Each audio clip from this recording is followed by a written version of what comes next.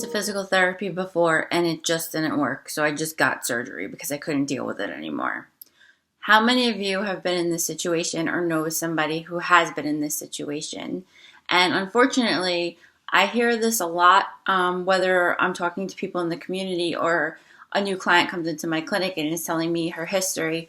So while I do think surgery sometimes is the answer, I also think that it's being overused as a source of pain relief and attempt at function improvement. Whereas if the person had gotten good physical therapy somewhere, she probably could have avoided the surgery, depending on what her ailment and what her functional deficits entailed and whether there was something deeper going on. I want to inform you guys on how awesome physical therapy can be, what to look for, why your physical therapy might not have worked in the past if you have tried it, and if you are trying it, what to be on the lookout for during the course of your treatment. Stay tuned. Welcome to Fearless Fridays, where we're talking about everything health and wellness related. My name is Dr. Melissa Chofi. I'm the owner of New Quest Physical Therapy, serving areas in New York and Connecticut. There is so much misinformation out there in regard to the medical field, and with our healthcare model turning more profit-driven, you guys as consumers need to be given all the tools you need to ask the important questions and demand you're getting what you need to ensure a strong, happy, fulfilled, and fearless life. My goal is to empower all of you to stand up for yourselves and be able to call bullshit in a realm that is confusing as fuck.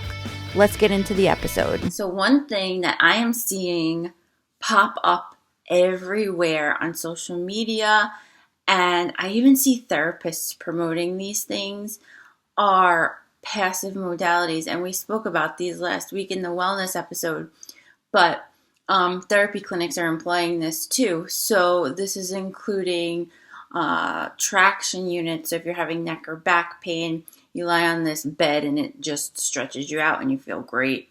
Or the massage guns that are pounding your muscles away, or your therapist is giving you soft tissue work and that's the bulk of your treatment, or your therapist is stretching you and that's the bulk of your treatment. And the common perception is that everybody will be like, oh, well, my therapist did this and it was so great, it was so wonderful, and that really helped me. But is that actually really helping you?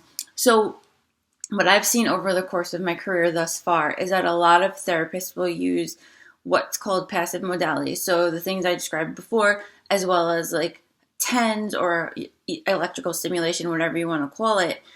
And that is the bulk of their client's programming. And what happens is, like, great, the client feels awesome. Like me personally, I actually do use manual treatment in my course of care for a lot of my patients. However, if this is the primary body of your physical therapy treatment, it's attacking your symptoms and it's not getting to the source of your problem. So when I say source, I don't mean like, oh, well, I have stenosis in my back, so that's where my problems are coming from. That's not where your problems are coming from. It's the problems are stemming from whether you are able to take on a load, or whether you have the strength, or whether you have the mobility, or whether you don't have any of that stuff. And the way your body is compensating for all of that, the biomechanics of your day-to-day life, that's what is causing these ailments and pain and decrease in function and your chief complaint why you're in physical therapy to begin with. So the only way that we're going to address that is to load the body, which means you got to do something. And people hate me, but then they love me after for that. So if your physical therapist is making you work, if he or she is loading you appropriately, if they're strengthening you, if you're moving for a lot of your treatment, that is where you're going to get better. And I know a lot of people don't like that. They like quick fix and in and out the door, but your body doesn't work like that. Plain and simple. If you want to feel better for a day or two and then have to go back, and this is your life in and out of a clinic, getting a tune-up, which actually doesn't exist, but whatever, going in and out of a clinic, then more power to you. But keep in mind that all of these methods and these passive modalities are not doing anything to change the source upon which you are suffering. So that's what you really want to get to, because as we're all talking about recently with current events and stuff, time is really precious and we take that for granted a lot of times. So make sure that you're investing your time where it's needed and where it's valuable, and just get your damn life back. Like, I can't even say anything more about that. Another reason why physical therapy might not have worked in the past is that you're just not being challenged in ways that you need to. So again, with the nervous system needing to accommodate for different things, it needs to be challenged. Your body needs to learn how to take on more load and be resilient as much as it can be, because whether you know it or not, every day your body is forced to go through different things. It's being loaded differently in different ways, and you're just being taxed in all these different kinds of ways. So your therapist should be working with you to build upon that resilience and make your body as strong as it can be. The cat's freaking out in the background and he's trying to get through the window. Oh, he made it. Anyway, so where was I? Resilience. So make sure that your program is changing often. It doesn't have to change every day, but you want to make sure that you're going with that progression. So what happens is, in the clinic in today's modern age, people slip through the cracks in traditional clinics all the time, and people are just doing the same program that they were given a month ago, and they're doing the same exercises at home that they were given a month ago. So if you're not being progressed, bring it to the attention of your therapist, and you should be going through that motion to build up to what your why is. And now when I say why, your why, it's your reason for being there. So for example, if you want to get back to doing deadlifts without pain in your back, that's your why. Whether you think it's important or not to somebody else, it doesn't matter. It's important to you. So make sure you're communicating that with your therapist from day one and bring it to their attention every time you go for your follow-up appointments. If your therapist is not assessing your why periodically and making sure you're building up to that and watching you do your why and assessing and problem solving with you, then you need to find a new therapist, because that is what you need. Like, how are they going to know if you're appropriate for going back to that and what you're doing incorrectly if they're not deadlifting with you in that example, if they're not watching you deadlift, if they're not progressing you from no weight to, say, like 50% of your weight, or eventually up to the weight that you were using before your injury.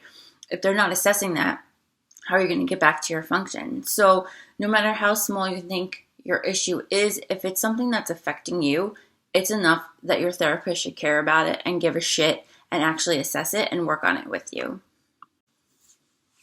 And the final reason why PT might not be working for you, and this is my favorite question to ask clients who have been in physical therapy before. I say, were you consistent with doing your homework? And most people weren't. So guys, you're in physical therapy for once or twice a week for a certain amount of time. Your body is not going to make the changes that it needs to in order to sustain your quality of life or the resilience that it needs to prevent future problems down the road. So you need to do your homework. That's the end of the story. Be honest with yourself, be honest with your therapist, and just do your part. PT goes twofold. So your therapist is responsible for progressing you in the ways that you need. You're responsible for taking your therapist's suggestions and doing the homework to progress yourself in the ways that you need. If your therapist is trying to fix you and that you do not have a part in your recovery, speak up or find a new therapist. So I tell people all the time, right off the bat, I am not here to fix you. I'm here to give you the tools that you need to help fix yourself. I don't want to see you every day for the rest of your life. I don't. I love it. I love all you guys, but I don't want to see you for the rest of your life. My goal is to get you as independent as humanly possible so that you don't need me. If you want to hire me for, a strength and wellness program just to get a workout, that's one thing. But as far as physical therapy goes with ailments and pain and inability to function in your day-to-day, I don't want to see you for the rest of your life. Save your time, save your money. And if your therapist isn't working with you towards that, then there's a problem and a disconnect, and you just need to communicate that with them. Now I'm going to leave you guys with a little story to end. So I was a PT for a year at the time, I think, and I had major imposter syndrome. Like, I'm the imposter syndrome queen for some reason, and I don't know why. So I'm a brand new PT, and I'm scared out of my mind. I'm like, oh my God, I suck, blah, blah, blah. Stupid young male.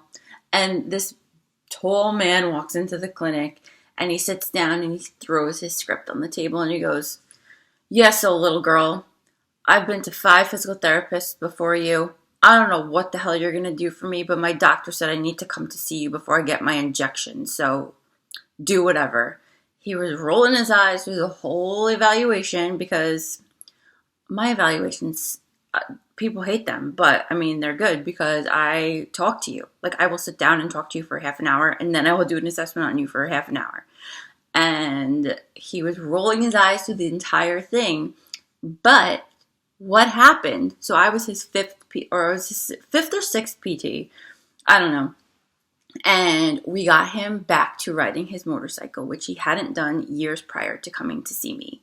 So that's a goal that might not be important to everyone. It was really important to him. It was important to me because it was important to him. And we got him back to doing it.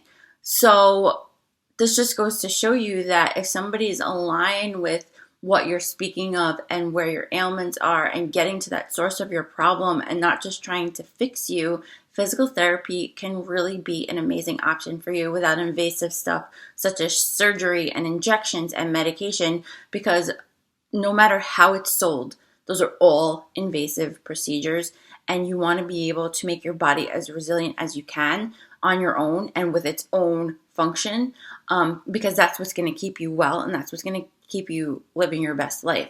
So keep asking questions, keep educating yourself, keep learning, keep an open mind, and most importantly, stay fearless. And we'll see you next week.